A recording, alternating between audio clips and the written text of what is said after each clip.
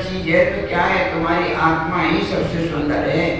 ये शरीर इतना सुंदर नहीं है, बाहर की चीजें इतनी सुंदर नहीं है। संसार में सबसे ज्यादा सुंदर अगर लोक में कोई चीज है, अपनी आत्मा ही सबसे ज्यादा सुंदर है। क्यों? जलती नहीं, बढ़ती नहीं, कटती नहीं, बुढ़ापा नहीं आता, जन्म नहीं होता, मरण नहीं होता, सब सुविधाएं हैं। आत्मा ही सबसे सुंदर है। तो रूप तुम्हारा सबसे न्यारा भेद ज्ञान करना। आचार्य श्री मंगतराव देते ना, ये भेद ज्ञान करो, पहचानो जो हमारी चीज है, जो हम हैं, वो आत्मा हमारी सबसे सुंदर है। इसलिए उस आत्मा को पहचानो। इस शरीर में क्यों प्रवृत्ति लगाए हो? शरीर पर क्यों आसक्ति कर रहे हो? शरीर पर क्यों मोहित हो रहे हो? शरीर के निमित्त से क्यों पापों का संचय कर रहे हो? केवल अपनी आत्मा की ओर दृष्टि दो। जो न पौर थके न तोनो उद्यम सोचे। जब तक पूरा पुरुषार्थ नहीं हो जाए तब तक मेहनत करने से डरो मत। यहाँ दृष्टांत दिया, दूध और पानी की बात कर रहे थे। कोई कहे क्या दोबारा दूध प्राप्त हो सकता है? इसमें से हो सकता है। कढ़ाई में डाल दो, गैस गर्म करना शुरू कर दो, पानी थोड़ी देर में उड़ जाएगा, आधा गिलास दूध खुद बच रहेगा। कह रहे ऐसे जो अनंत काल से आत्मा और जीव का, कर्मों का, जीव का संयोग है, इसके लिए पुरुषार्थ करना पड़ेगा। जैसे वहाँ पानी को अग्नि से जलाते हैं, ऐसे यहाँ तप द्वारा कर्मों को जलाना पड़ेगा। जैसे वो पानी अग्नि से जल के उड़ जाता है, इसी प्रकार 12 प्रकार के तपों द्वारा यहाँ भी कर्म जल के नष्ट हो जाते हैं। और जैसे अपने को पुनः शुद्ध दूध मिल जाता है, इसी प्रकार आत्मा भी शुद्ध अवस्था को प्राप्त हो जाती है। इसलिए आचार्य श्री कह रहे हैं, जब तक लक्ष्य की प्राप्ति नहीं हो तब तक पुरुषार्थ करते रहना। कोई कब तक करें? जब तक मोक्ष रोज पढ़ते हैं, तब तक मेरे ही में मम्मी तेरे पुनीत चरणों में। कब तक? तब नो नींद रहो प्रभु जब नो न पाया मुक्त पद। आपके चरणों में कब तक हमारी दृष्टि रहे?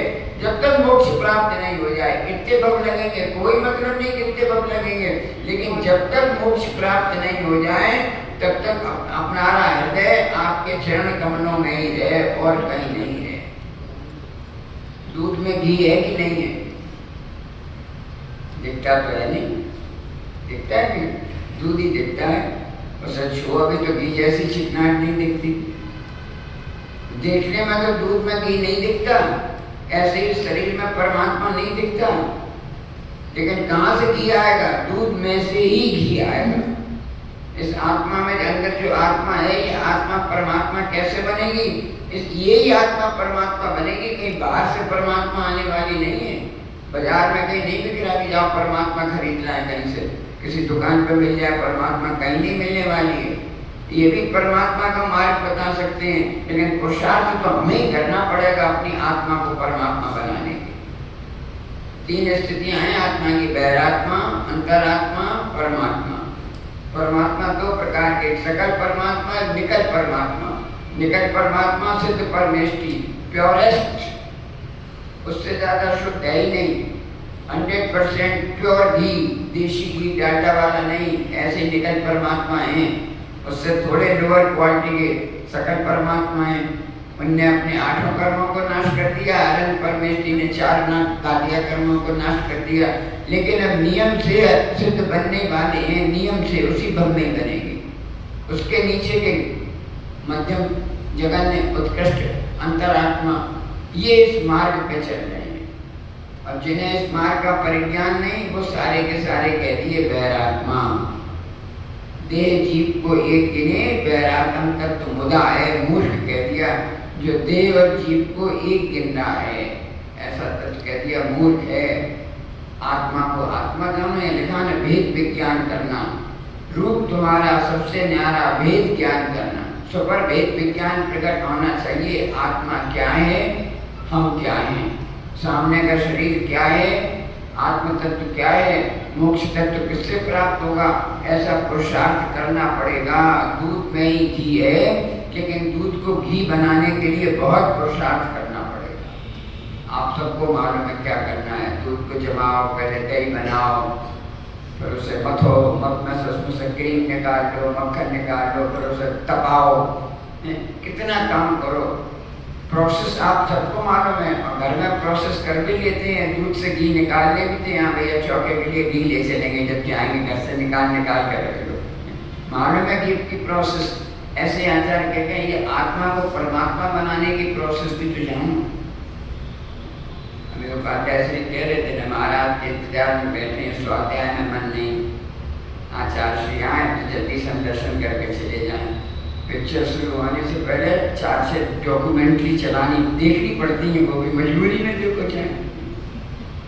10 डॉक्यूमेंट्री देख लो तभी पिक्चर शुरू होगी, उससे पहले पिक्चर शुरू होने वाली है ही नहीं। लेकिन उन डॉक्यूमेंट्री में भी कुछ शिक्षा है। उत्कृष्ट पिक्चर तो यही है, इनके सामने हम क्या कुछ नहीं। कहाँ राजा भोज और कहाँ गंगू तेली, कोई मतलब ही नहीं है। सच्ची बात तो यही है। लेकिन मोदी जी से मिलने से पहले उसके गेट कीपर से मिलना पड़ेगा, बिना गेट कीपर से आज रास्ता बता दिया आपने।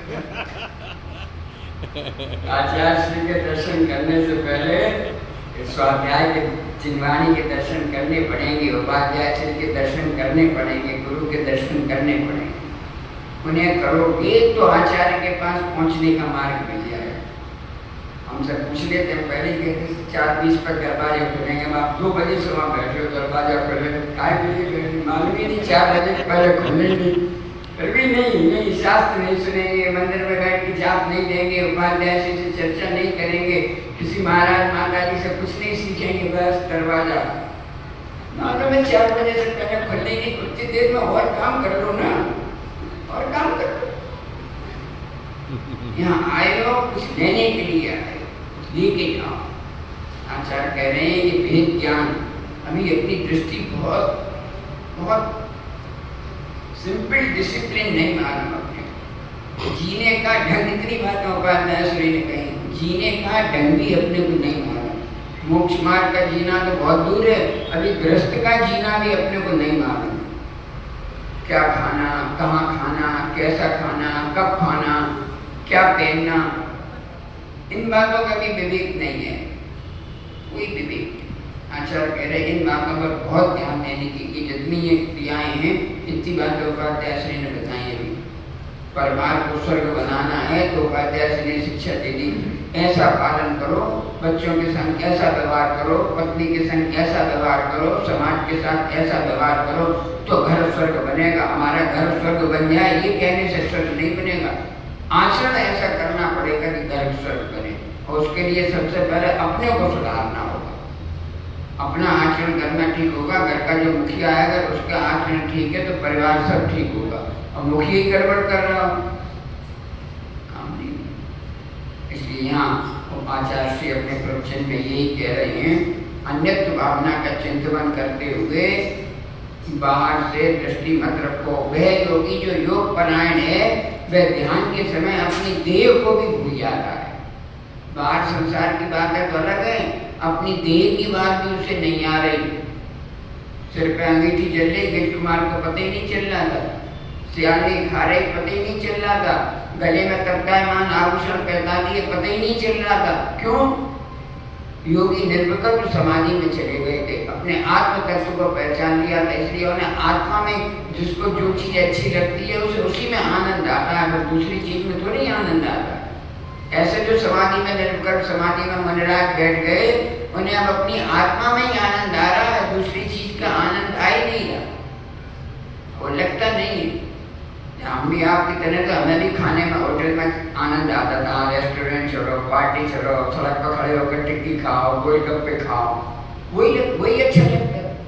एक बार वो छूट गया और यहाँ का आनंद ले लिया। अरे भैया गोलगप्पे में कुछ आनंद नहीं है, एक बार खाने में आनंद है। घर के बने खाने में जो आनंद है वो बाजार के बने खाने में आनंद नहीं है। एक बार शुद्धता से खा के देखो तो अनुभव तो आपको भी होता है। किसी दिन चौके में रहो 11-12 बजे तक, पूरा हाथ धो फिर भोजन करो तो ठंडा बिना नमक का बिना मीठे का भी खाने में इतना बढ़िया लगता है, अरे आज मजा आ गया है।